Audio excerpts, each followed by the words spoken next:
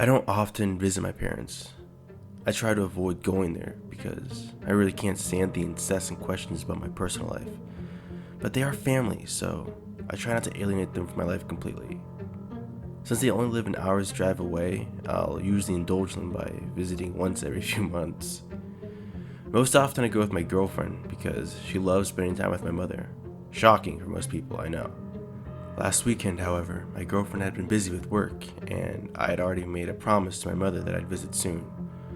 I have a Doberman named Luna, and I didn't want to leave her alone at home, so I packed her in my car for the road trip. I figured she'd make a good companion for the hour of driving, and I could take her for a walk at the park once we arrived.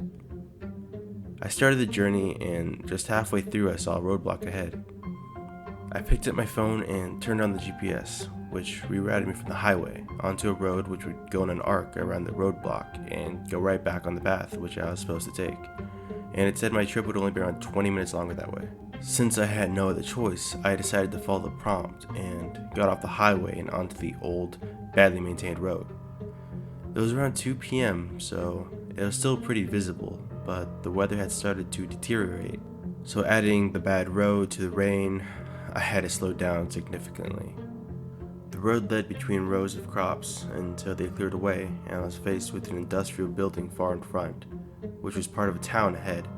I checked my GPS and realized that I was still on the right path. However, there is no indication anywhere that I'd be going through a town. Nevertheless, I shrugged it off and continued driving. It was at this point that Luna started barking furiously at something out ahead. I checked the windshield to see if there were any bugs on there, and when I saw nothing, I squinted towards the town. There didn't seem to be anything suspicious there, so I simply petted her, trying to calm her down. But that didn't help. She kept spinning in circles, clearly agitated by something. Attributing her behavior to the bad weather, I went on and entered the town. After only a few blocks, I saw another roadblock in the middle of the street.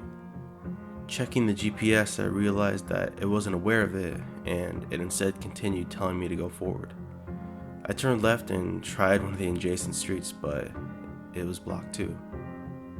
I continued driving, looking for a way through, but all the streets leading to that direction were blocked. I checked the GPS again, but no dice. I was in front of a dental office by this point, so I figured I'd go inside and ask someone for directions. Luna started barking again, but I told her to stay calm and left her inside the car. I went inside the dental office and saw two people inside, the receptionist and a janitor. "Hi, sorry to bother you. I'm kind of lost," I approached the reception. The lady outright ignored me. Continuing to type something on her computer, I waited for a moment thinking she was in the middle of something and would respond soon. After around 10 seconds of waiting, I repeated, "Hey, excuse me, I have a question." She continued typing on her computer, completely ignoring me. I turned to the janitor, who was kneeling in front of a chair nearby and fixing it. "Sir, do you know how I can get out? All the roads are blocked." Like the lady, the janitor didn't even glance in my direction. "Sir, can you hear me?" I said a little louder. The janitor made no response. I thought to myself that people here are extremely rude and went to simply use the bathroom, deciding I would try asking elsewhere. As I finished my business in the bathroom, I went back to the reception and pulled out my car keys from my pocket.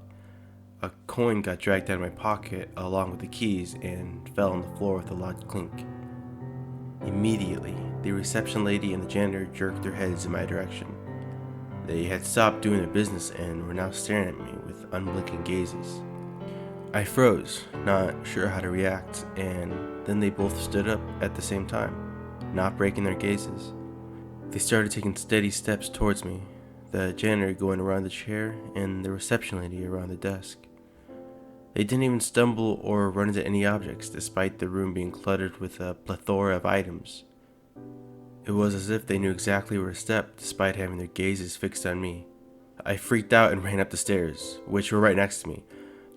I shut the door and ran through the hallway, opening the next closest one, bursting inside the dental room. As soon as I stepped in, the dentist, which had been working on a patient, and the patient himself, with a dental cotton in his mouth, shot their heads up in my direction, staring like the two people below. The dentist straightened his back and the patient stood up, and they both started striding towards me, never blinking and never breaking their gazes away. I screamed and ran back outside and saw the janitor and the reception lady no longer taking slow, deliberate steps, but actively running after me. Their faces contorted in anger. I shoved the janitor and he stumbled backwards onto the reception lady. I used the chance to run down the stairs and back outside on the street. It was pouring by now, and I saw more people in the distance, running in my direction with the same intense stares. What scared me the most was the way their facial expressions were. Their mouths were firmly shut, and their eyes seemed angry and hateful. But they all silently ran towards me, not a single one of them uttering a word. I heard Luna's muffled barking from the car and I ran in, fumbling for my keys. I put the keys in the ignition with the trembling hands and turned them. The engine roared aloud, raising one elderly man by his arm, and I went right back the way I came and drove out of that cursed town, intermittently glancing from the road to the rearview mirror, keeping an eye on the herd of people running after me. And then I heard a loud bang, and my rear windshield broke. Luna started barking even more viciously, and when I looked in the rearview mirror, I saw one police officer pointing a gun towards the car. More bangs ensued, and I ducked down, holding Luna down as I did so. A few more bangs echoed in the distance before they stopped. I drove in a duck position like that for a minute or so before checking on Luna if she was hurt, but luckily she wasn't. I looked in the rearview mirror again. The town was pretty far away, but I still saw the townsfolk. Probably 100 of them, just standing in the street and staring in my direction. I turned off my GPS and drove right back home. I apologized to my parents and told them I had some car problems, promising I would visit them sometime in the future.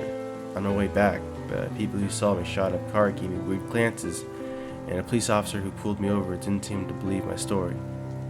But after a thorough check, he just let me off with a warning. I haven't gone out of town since then, and I think that from now on, if the GPS reroutes me through any unfamiliar roads, I'll ignore it and turn right back around.